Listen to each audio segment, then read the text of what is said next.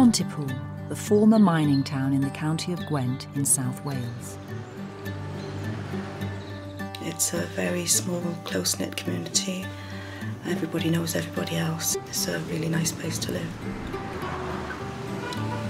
And in September 2002, the suburb of Abersacan in Pontypool was home to Michael and Desiree Baldwin and their 3 children.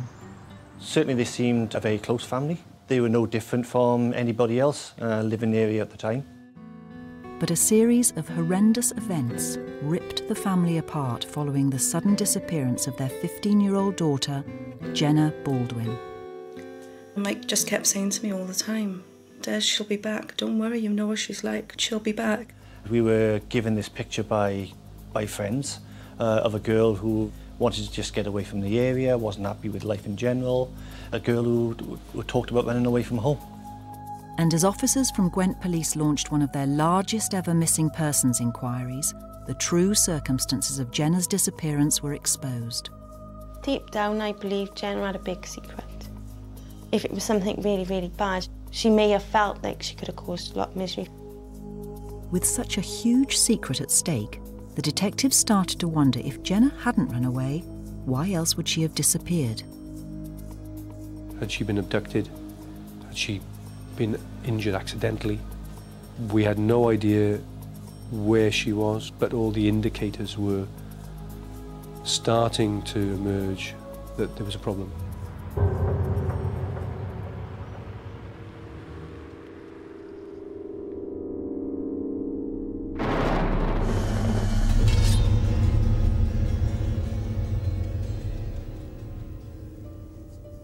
Jenna Baldwin was born on the 7th of May, 1987. Oh, she was beautiful, precious, very forward. Wrote her name before she even went to nursery. A darling, really. But not long after moving to a new home in Abersacan, Jenna's parents decided to divorce. We were both 19. We were really young. We had Jenna a few years later. It just didn't work out. We went our separate ways when she was 18 months old. However, Desiree soon had a new man in her life. His name was Michael Baldwin. I met Mike in 1990. We hit it off from the start. We got on really well. He was brilliant with Jenna. He took her everywhere he went. She loved him. She started to call him Daddy, which is what he wanted. And everything was fine. Great. The relationship progressed rapidly, and in 1990, Desiree and Michael were married, with Jenna as bridesmaid. She had a pretty little white dress with yellow flowers on it. The only thing was she wouldn't hold this posy all day. She wouldn't hold it for the photographs or anything, but we all had a really nice time, really nice day. This was a new start for 3 of us as a family. And to complete the family, Jenna took Michael's surname. Well, I was going to be Mrs. Baldwin, and Jenna wanted to be the same as her dad, as she called him then, and myself. So we asked Jen's real dad, and he agreed that we could change her name, and that was what she wanted. Desiree and Michael went on to have 2 other children together, and Jenna loved having a younger brother and sister to play with. Jenna was a very good big sister. She would take them for walks, she'd look after them, she'd have them helping her to clean, she'd do colouring with them, painting with them, she'd take them swimming. They all got on really well. All in all, Jenna was the perfect child. Never had a moment's problem with her at all. She was homely, she was always in on the computer, and my best friend, really. However, when Jenna entered her teens, her relationship with her parents became fraught with difficulties. She got to 13 and she changed so quickly. Definitely a difficult teenager. And the little girl that I'd brought up to that age just disappeared. And I found that really hard because I'd never had to discipline her for anything. Although away from her family, Jenna's friends saw another side of the troubled teen. Most of Jenna's friends was a bit older than her because she was grown up for her age, Jenna. She was like a 15-year-old. But when Jenna Baldwin suddenly went missing, her friends' and family's lives were changed forever.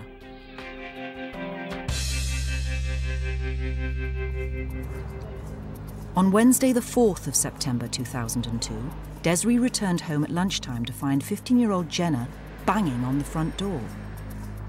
I'd come home from work to check everything was okay because she hadn't gone to school that morning, and I wanted to try and talk to her. She was banging on the door. Mike had been working nights, he'd gone to bed. The key was in the door, so I couldn't open the door for her. So I said to her to get in the car, and I took her back up to her auntie's where she was staying.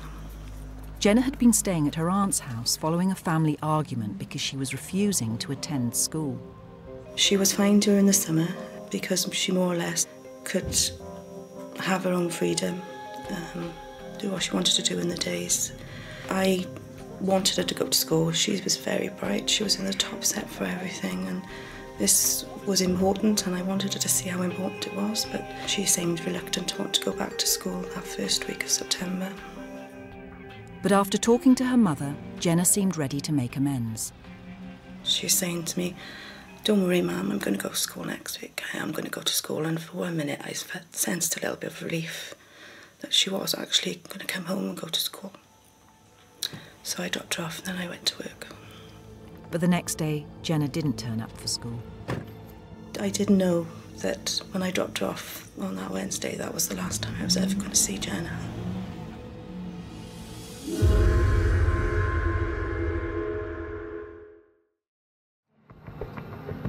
On Wednesday, the 4th of September 2002, Desiree Baldwin drove her 15-year-old daughter Jenna to her aunt's house in Pontypool in South Wales. Following a number of arguments about her school attendance, Jenna had been staying with her aunt, but when the weekend came, Desiree became concerned that she hadn't heard from her daughter. Jenna was never difficult to get hold of. She carried her mobile, it was her life, but I couldn't get hold of her on it. I kept ringing, but there was no answer. I decided that I'd call round all of her friends, but I didn't get any joy. Nobody'd seen her. But on Monday, the 9th of September, Jenna got in touch.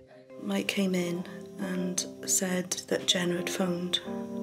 I thought, oh, great, she's phoned, she's been in touch, everything's going to be fine. And the next day, Jenna briefly returned to the house. Mike said Jenna came home with a friend with red hair and had a shower and changed and then went. I was a little bit relieved because it showed a sign that Jenna was okay, but I wasn't best pleased that I still didn't know where she was, who she was with. I was annoyed with Mike because he didn't actually take the girl's name, and he just didn't seem to care that she was missing. On Thursday, the 12th of September, over a week after Desiree had last seen her daughter, the Baldwins were visited by Jenna's school welfare officer to discuss her truanting. I was absolutely amazed at that meeting because Mike mentioned that Jenna had been in a state with this girl when she was at the house. He'd said that her eyes were rolling, she was acting really strangely, laughing and joking around. And he tried to make up the impression that they'd taken some drugs. Having never known Jenna to use drugs, Desiree was forced to accept that something was wrong. And I thought, well, why didn't he tell me that then? Why is he saying this now? I would have called the police straight away. Michael formally reported Jenna's disappearance to the police that evening. And after being interviewed, Detective Chief Inspector Jeff Renane and his team were appointed to investigate the case. I first met Mike and Desiree in the first few days of the inquiry. Desiree struck me as a very honest individual. She knew her daughter very, very well. Michael was concerned for Jenna. He talked about the impact Jenna had on the family and how Desiree was obviously upset the fact that Jenna hadn't been seen for a couple of days. And whilst there were obviously difficulties with Jenna, with her schooling, there was nothing really that different to other teenagers, and certainly no reason why she should go missing for any length of time. Since Michael was the last person to see Jenna, he was invited to Pontypool Police Station to be interviewed for a second time. No, but we got on with it when she was Jenna, until she started growing up, and then they get bigger and bigger, and then they start getting cheeky then. However, when the conversation turned to the girl with the red hair, the detectives became even more concerned. This girl with the red hair had never been seen before, never been seen in the house, never been referred to by Jenna. And he hadn't really taken much notice of that individual, and most parents in those circumstances, we thought, would have asked more questions. But then Michael explained how his relationship with Jenna had been difficult for some time. There was talk of arguments between them, and Mike having maybe a bit of a dislike to Jenna because of her behaviour, because the way she started to speak to her mum, the language that apparently Jenna was using within the house in front of the younger children. Mike certainly didn't like that. Michael left the police with little to go on, and the detectives had to consider whether Jenna might have either run away or had an accident. They even had to consider the possibility that Jenna had been abducted or even murdered. The difficulty was that we had about 4 different main lines of inquiry, and I couldn't put all my eggs into any one basket, but all the indicators were starting to emerge that there was a problem. In order to learn more about Jenna, police officers interviewed her friends and discovered that she was a typical 15-year-old girl. When we were in school, we'd be in my bedroom with our music on. One wall was just like mirrored wardrobes. And we'd sit in the mirrors for hours and just do our makeup, our hair. We used to just do silly things like that, really. But Jenna was mature for her age. Yeah, she had a good head on her shoulders. She was like a 15-year-old. She was a very outgoing person who got on with a lot of people. And her friends also explained when they had last seen Jenna. The actual last sighting we had was around lunchtime on the 5th of September. And this was backed up by school friends who had seen her then. The detectives were also interested to hear more about Jenna and her recent behaviour. We started to establish a picture of Jenna, talking about wanting to run away from home and not happy at home. And they painted a picture of this girl who just really wanted to up sticks and leave. And at one stage they were even talking about she wanted to run away to London. Possibly she could have gone anywhere. But when police officers carried out an inventory of Jenna's clothing, they realised that if Jenna had run away, she didn't seem to have taken anything with her. If she'd gone missing, and she'd been missing for any length of time, she would have taken certain items, makeup, a teddy bear, certain items of clothing that she particularly loved and wore all the time, and they hadn't gone.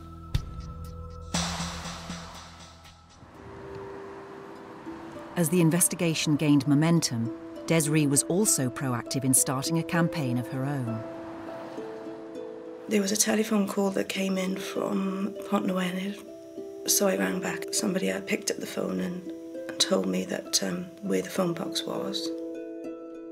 Hoping the call was from her daughter, Desiree immediately headed down to the phone box on the outskirts of Pontypool, but found no sign of Jenna. My friend made up some posters of Jen, put the telephone number on the bottom, and I went down to Pont Newydd and started sticking them up on all the lampposts in all the pubs. But I didn't have one phone call to say that Jenna was down there. The detectives also felt it was important to ask members of the public for help, and so Desiree took part in a press appeal. But a huge response from the public created its own problems. We were having numerous telephone calls of possible sightings in Cwmbran, Newport, Cardiff, which resulted in us attending the area, seizing CCTV, sitting down viewing the CCTV to try and identify Jenna.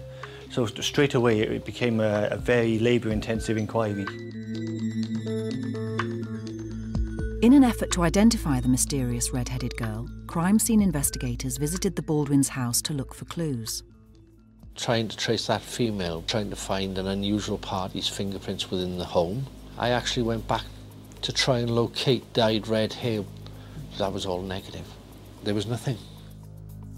As the investigation progressed, detectives also interviewed Jenna's ex-boyfriend, Chris Jones. When they got together, their relationship was good. He was older, but then she was very mature for her age. and I got on with him really well. But Michael was unhappy about the age difference between the couple. She was 13 and he was 17, and initially it was World War III in our house. What was said by you then to Jenna about you not being happy with this relationship? I can't remember now. Mike would have nothing to do with it at all. Mike wouldn't have him near the house. Although the relationship lasted 2 years, the couple eventually broke up. It was obvious she was moving on. He still wanted to be with her. He found it really difficult. But Jenna had outgrown him by that time. She was ready to be back with her friends. Chris explained to the detectives that although the breakup had been difficult, the couple had worked through their problems. They were still very good friends. In fact, a week before Jenna was reported missing, Jenna had been seen outside on her patio, lying on the patio, talking to Chris, who would quite often come down and have a chat with Jenna. So there certainly wasn't a relationship that had split up and they weren't talking, they were still very close. She had a lot of feelings for Chris. She was beginning to start her life. She was just getting on with it, but I do believe deep down that she did love him. Since Jenna often spent time at her ex-boyfriend's house, a forensic search of his home was also ordered. And when the crime scene investigators arrived at the property, they were instantly concerned. The forensic team had gone into the premises, and there was drawings on paper and on the door of a coffin with Jenna RIP written on it. During the forensic examination, there appeared to be what were traces of blood on items of clothing. Obviously, all these put together highlighted the fact that there could well be more involved, and that's the point that the gentleman was arrested on suspicion of murder. When Chris was arrested, I was shocked. Part of me thought perhaps he does know where Jenna is, but another part of me thought, I know he wouldn't hurt her. Back at Pontypool police station, Jenna's ex-boyfriend Chris was refusing to comment. He was kept in custody over a period of days. Myself and my colleague interviewed him, and he initially wouldn't talk to us. However, the detectives were able to build a picture of how the couple spent their time together. From exercise books and Jenna's workbooks, his books that we seized at the time, they both seemed to enjoy various forms of art. Both of them would openly draw things like the coffin with their names on and RIP underneath, drawing on doors. It's just the way they treated the establishment. And the results of the forensic examination also started to clarify the situation. There were items found at the address had blood on it, which was tested and proved to be an apparent blood stain, but it was analysed and this was never found to be Jenna's blood. Believing they had simply uncovered examples of rebellious teenage behaviour, the detectives released Jenna's ex-boyfriend. It seemed the police were back to square one, but they were about to make a crucial discovery. When first interviewed, her parents had explained that Jenna had telephoned Michael on the 9th of September, 4 days after she had last been seen. In the first instance, simply to trace that call and find out where she'd made it from. The service provider for the mobile phone call quickly came back to us and said that the call hadn't been made. Now that obviously caused us major concern and really was the point at which I thought we had an issue here with Michael Baldwin. Meanwhile, another team of police officers following up leads generated by the press appeal made a remarkable discovery. We had a series of phone calls from telephone boxes. They were always anonymous, and that was unusual to have a series of phone calls like that that were in effect untraceable. We started to look at possibly where was Michael when these phone calls were made, and it soon became clear that he actually wasn't with Desiree or actually in the home, so that obviously again started raising concerns. Michael's behaviour clearly implicated him in his stepdaughter's disappearance, and to understand his actions, DCI Renane employed some specialist help. We decided to speak with a clinical forensic psychologist to see whether they could give us some advice and guidance on how we might find out if he was in fact making these calls and for what reason he was making them. Was he just supporting Desiree? Was he simply making the calls in the hope that she would turn up one day, or was he involved in a more sinister way? The psychologist devised a number of triggers which Michael would hopefully respond to, and the first was designed to prove whether or not he was making the telephone calls. We decided to emphasise to Michael Baldwin that if Jenna didn't contact us, then we would obviously have to scale up the inquiry, and just emphasise that we needed some form of proof that she was alive. Having set the plan into action, DCI Renane then instructed a surveillance team to observe Michael's movements. I fully expected Michael Baldwin to simply go to a telephone box and make a call. Under surveillance, Michael Baldwin went out and purchased a mobile phone under a false name. The surveillance team then observed Michael going into a telephone box and unwrapping the new phone before discarding the packaging in a nearby car park. We seized that packaging immediately.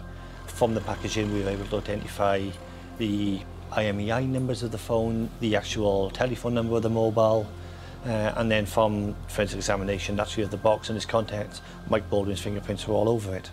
Amazingly, Michael Baldwin then started to make silent phone calls to the family purporting to be Jenna Baldwin. Suddenly, the detectives had a prime suspect in their investigation into Jenna's disappearance. But it was a definitive moment because we knew that Michael Baldwin was now lying. He'd been lying for some time, but we were determined to find out where she was.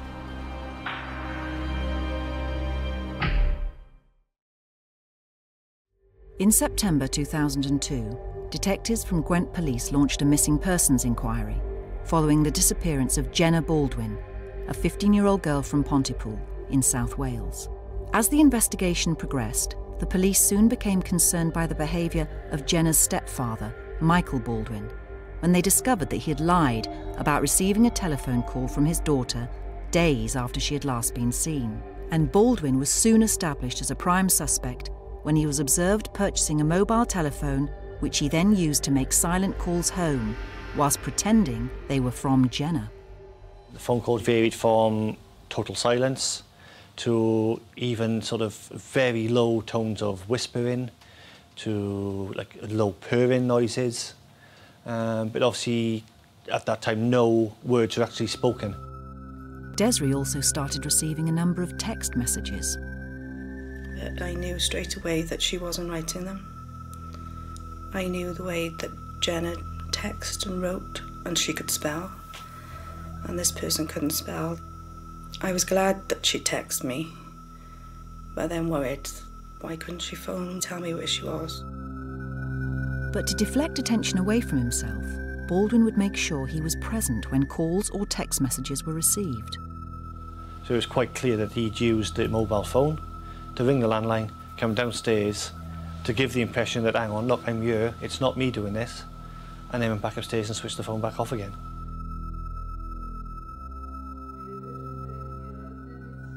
And in order to keep up the pretense, Baldwin even took part in a second press appeal.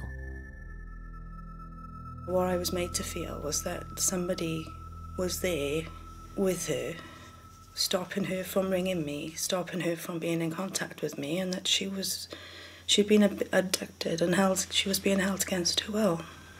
Confused and desperate, Desiree then took it upon herself to send her own messages asking questions that only Jenna knew the answers to. After my dad had died, my brother took over the house and him and Jen painted radiators. So I asked, what did you paint in Grantcha's house? And it came back a Christmas painting. And I just threw the phone. I thought I couldn't cope anymore with it. Desiree then told Baldwin that Jenna had failed to provide the right answer to her question.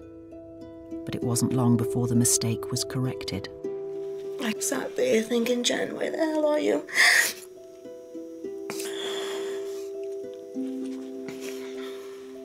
And I texted her, asking her where she was, in desperation really. And it came back, and it said 2 radiators. I painted 2 radiators. And I was elated. Rang the family liaison officers. She's alive, because by that time I thought she was dead.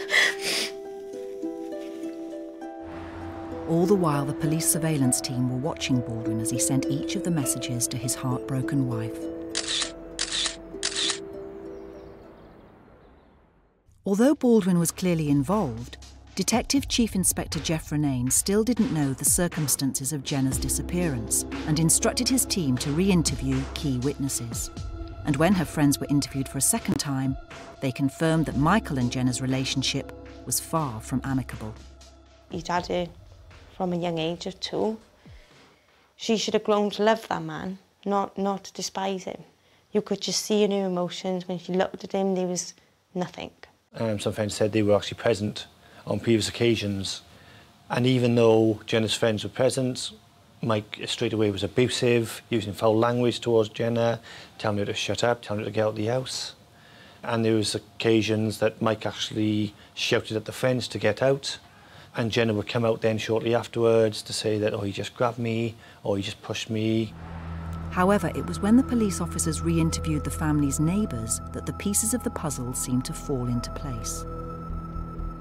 And one of the neighbours told us about an incident where she was aware of Jenna shouting and screaming outside the house.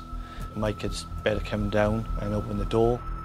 The detectives were able to establish that this event took place on Thursday the 29th of August, a week before Jenna was last seen by anyone other than Baldwin. She remembers Jenna shouting words to the effect of, "Don't laugh at me, Mike, you'll be the one leaving when my mum finds out." And she formed the opinion that Jenna had obviously been dragged into the house. And it was at that point then she said she heard Jenna screaming. This new information not only revealed why Jenna had been staying away from home, but also the possibility that she was about to divulge an explosive secret. Deep down, I believe Jenna had a big secret. I think maybe she felt a bit scared of what, if she had opened up, if it was something really, really bad, she may have felt like she could have caused a lot of misery for her mum, her brother, her sister, and maybe she just wanted to get out and get on with it. Believing this secret could hold the key to Jenna's disappearance, DCI Renane felt he had no option but to proceed on the premise that Michael Baldwin had murdered his stepdaughter. My biggest challenge at that time was, where was Jenna? And how do we get Michael Baldwin to, in some way, show us where Jenna was, or give some indication of what had happened to her?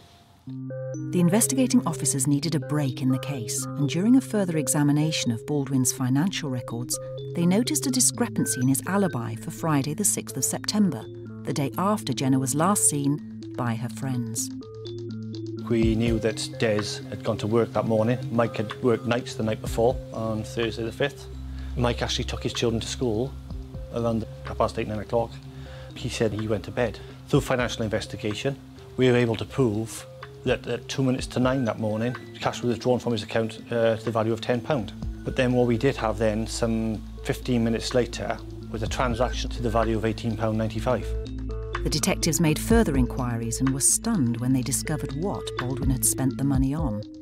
Significantly, we'd found that he'd purchased a shovel from a shop in Pontypool using his credit card, luckily for us, because he didn't have the cash available. Bearing in mind, he's telling us that the last time he saw Jenna was on Tuesday the 12th. Why is he buying a shovel on Friday the 6th?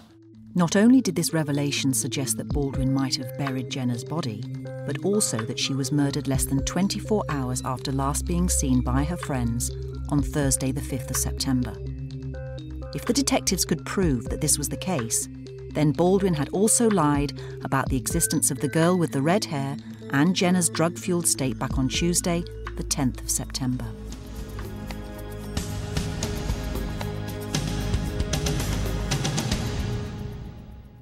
The search for Jenna intensified, with crime scene investigators examining any possible area where Michael might have tried to dispose of his stepdaughter's body. It involved mountain searches, quarry searches, streams being searched by sub-aqua units.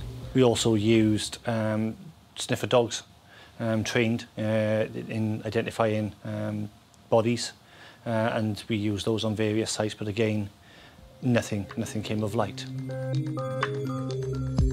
And whilst the police scoured the area for clues, DCI Renane ordered a second forensic examination of the Baldwins' house. Scientists, fingerprint officers, and literally took the house apart piece by piece. There was nothing to indicate an attack site at that address. There was none of the usual blood spatter or cleaning, and a scientist looked at it and said he could find nothing other than what he'd expect in your normal home. Throughout the investigation, the detectives continued to monitor Baldwin's behaviour whenever they revealed new information to the family. He became very defensive when we were speaking with Desiree, would often leave the room, wouldn't engage with the family liaison officers, and really, after a while, wanted to take no part in the inquiry. But still convinced that the police would give up looking for Jenna's body if they thought she was alive, Baldwin continued to send the text messages and to telephone the house. During the time the texts were coming through, it was giving me hope that she was alive. But I was becoming increasingly suspicious of everybody because it was someone who knew Jenna really well. Towards the end, I didn't think that Mike was involved, but I stopped sharing information with people. He was clearly confident, I think, at that point in time, that he was probably convincing us that this was Jenna. She was making the text messages. She was making the silent phone calls, and that we would eventually go away. However, DCI Renane and the clinical forensic psychologist were ready to put the final part of their plan into action. As the scenario developed, it was clear that he wasn't going to return to the body straight away, and we had to put in place a number of other prompts to see what he would do. And I remember I was making gravy for dinner. The police had asked me to text the phone and ask Jenna to send something personal to the house. And I thought at the time, well, that's not going to be any help to me, is it? You know, anybody can put a ring in the post. That don't mean Jenna's all right. Although Desiree didn't understand the reason for the request, DCI Renane was hoping Baldwin might lead them to Jenna's body. I knew that he was more likely to try to return to that body and actually take something from it in order to show that she was in fact still alive. But the plan didn't go quite as expected. Our surveillance team were following him virtually 24 hours a day, and he went out and was seen to put an envelope in the post. But clearly we knew from the surveillance that he hadn't actually returned to the body. Although Baldwin had posted the ring, he had not led detectives to Jenna's body. When the ring turned up, Mike was there, and the police were there to open up the envelope, and it was one of my old engagement rings.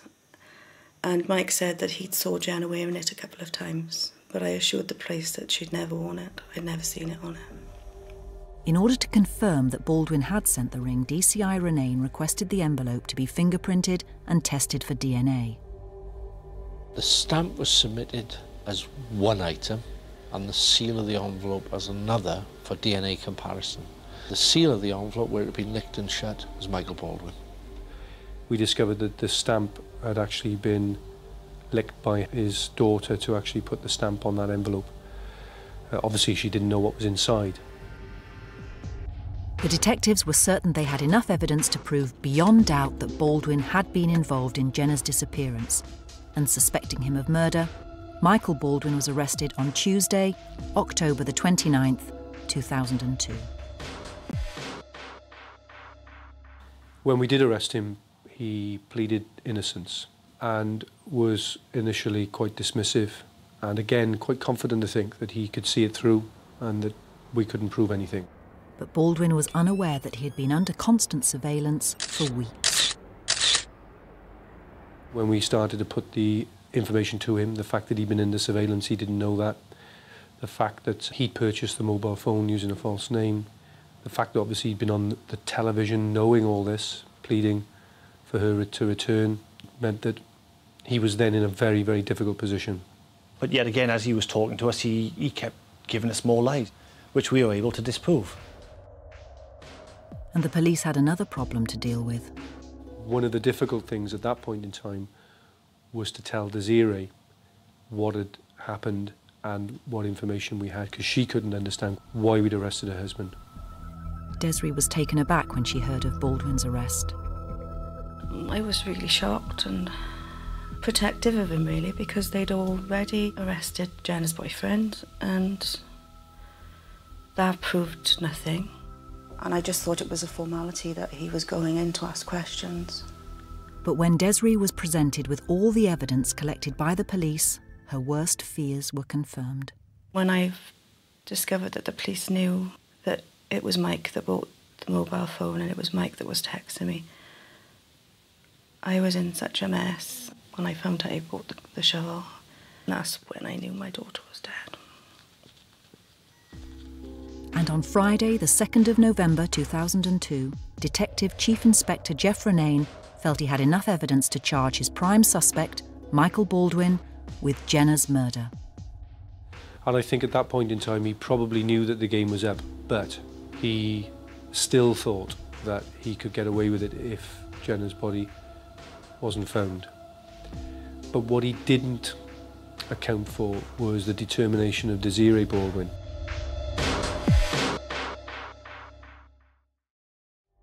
On Wednesday, the 4th of September 2002, Desiree Baldwin dropped her daughter Jenna off at her aunt's house and never saw her again.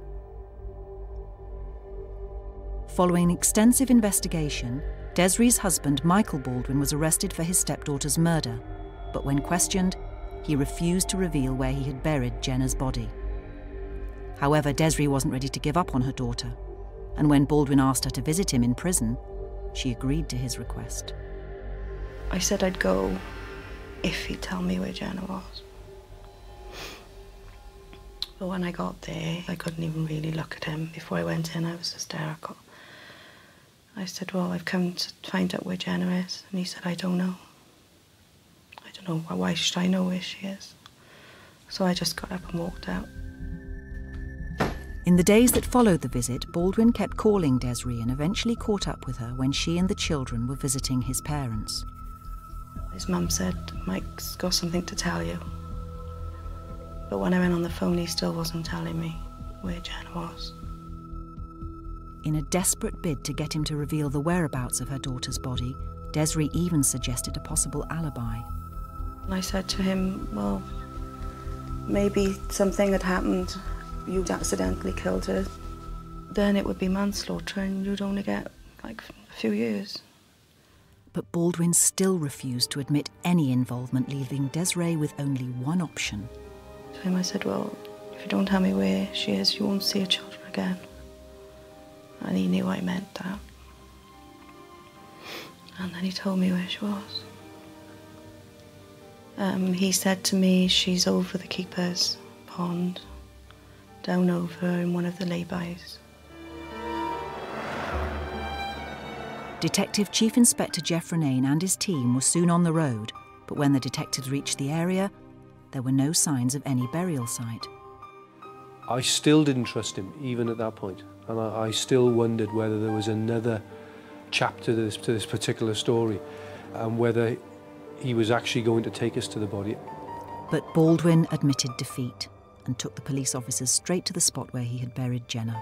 It wasn't until I physically saw Jenna, I thought, yes, he's eventually told us something which is truthful. In the early hours of Tuesday, the 19th of November 2002, Jenna's body was found. The police came to the house with her ring so that they could identify Jenna. Part of me was happy that they'd found her because that was my goal. But then part of me, you know, the realisation that she wasn't coming back.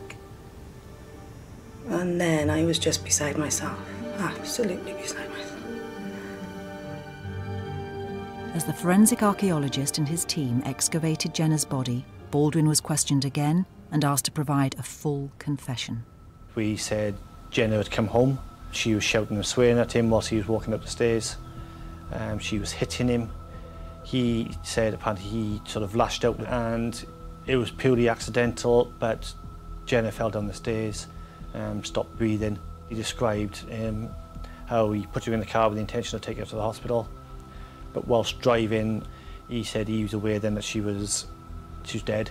He panicked, he was crying, he was upset, and he stopped, and for whatever reason he decided to bury Jenna at that location.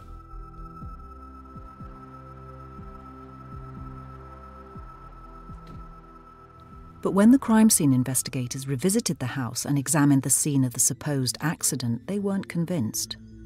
If he'd have carried out the actions he said, he would have hit the wall, not Jenna. So it was, as he described it, it couldn't have happened. She could not have been pushed backwards down the stairs. And 2 extensive post-mortems on Jenna's body also failed to corroborate Baldwin's story. The confession he made was not consistent with the injuries that she had and anything else. If, as he said, she'd fallen down the stairs and died, you'd have expected to find a fractured neck, broken back, some life-threatening injury, and there were none present. Normally, if you fall, any death is normally a slow process where the brain would actually swell, whereas Mike is now portraying this fall down the stairs and death occurring almost instantaneously. So unfortunately, from the post-mortem, the cause of death was totally inconclusive. However, the investigation had also uncovered evidence that Baldwin had the technical ability to kill through his expertise in judo. He was trained to a brown belt standard. As part of the brown belt examination, he would have to demonstrate at least 5 strangulation moves, but to reach that standard, you would have known 10. But all these holds could prove fatal within seconds rather than prolonged strangulation. And again, this fitted in with what the pathologist was saying. The wealth of evidence already uncovered clearly indicated that Baldwin had murdered his stepdaughter. But without a full confession, detectives were left to draw their own conclusions as to the events of Thursday, the 5th of September, 2002. I think that Jenna came home that day, tried to get into the house. He was trying to either sleep or relax. There's no doubt that she was shouting and probably swearing to get in. I think there was confrontation. And I think whatever that confrontation was, and whatever was said, meant that Michael Baldwin decided at that point in time that enough was enough, and that he was going to either kill her or he was going to really cause her some serious harm. And obviously, with him being a judo brown belt, a very, very big, strong man, she would have stood no chance at all in any struggle with him. Hopefully, you know, she died quickly. But one of the most callous things that he then did was to obviously take her in the car, put her into the boot of that car, and took her down to Abergavenny and buried her. You know, if he hadn't done that, if he'd just been open and honest at that point in time, he would have saved so much trauma and so much distress for all the family concerned. On Tuesday, June the 10th, 2003, Michael Baldwin's trial started at Cardiff Crown Court, and 7 weeks later, he was found guilty of murdering his 15-year-old stepdaughter, Jenna Baldwin. And I can remember sitting down and thinking, gosh, they believed me, they believed us as a family, but it didn't actually sink in until like 2 or 3 weeks later how much we'd achieved. But even though Baldwin received a life sentence for his crime, he has never revealed exactly how or why he murdered Jenna. My own personal opinion, I believe something certainly happened on possibly more than one occasion between Mike and Jenna. The indication was that Jenna was about to tell Desiree something that, in Jenna's opinion, would mean Michael would be leaving the matrimonial home. And that is why Michael had to silence Jenna. Desiree Baldwin is now left to rebuild her life, whilst carrying the knowledge that the man she loved not only murdered her daughter, but also callously tormented her family and friends for over 2 months. he made it very hard. Sending text messages to her phone, believing it was Jenna sat by the side of him. I expect she was getting all excited, and all along he was just sat there laughing. But yeah, that's the devil in him, I think.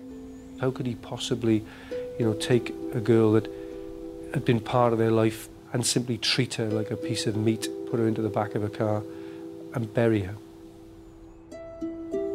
I mean, I've never really seen that done before, and hopefully we won't see it done again.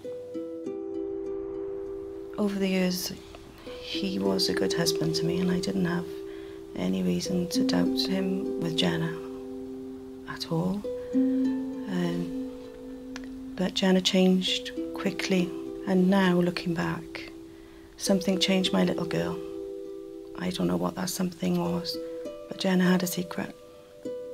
And Jenna was going to tell me her secret, but Mike stopped her. You don't kill someone for nothing. It wasn't an accident, and I'll never believe it was an accident. My daughter's gone, and she was murdered.